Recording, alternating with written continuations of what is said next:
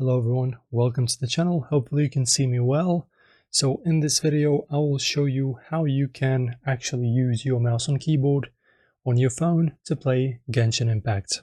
So to not take much of your time, guys, first of all you will need to have this little adapter.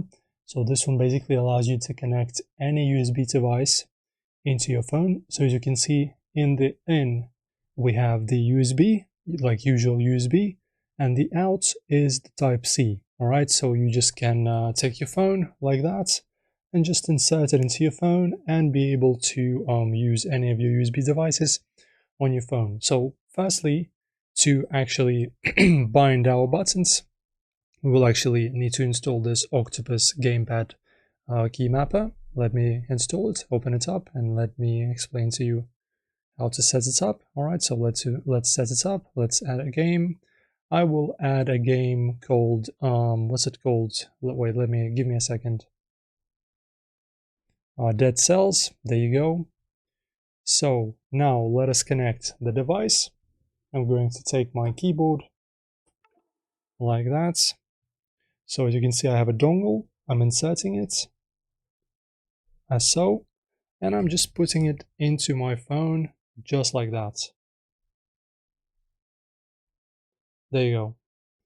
And now, as you can see, Logitech wireless keyboard is connected.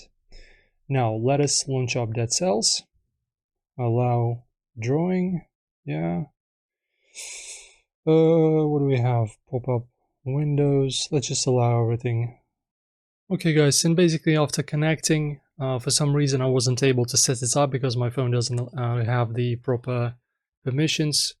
But basically you log in, you need to bind all of your buttons of your keyboard and a mouse. As you can see, there's my mouse, there's my keyboard, and instead of tapping with your fingers on the screen, you can actually use your keyboard, just tap on the keyboard.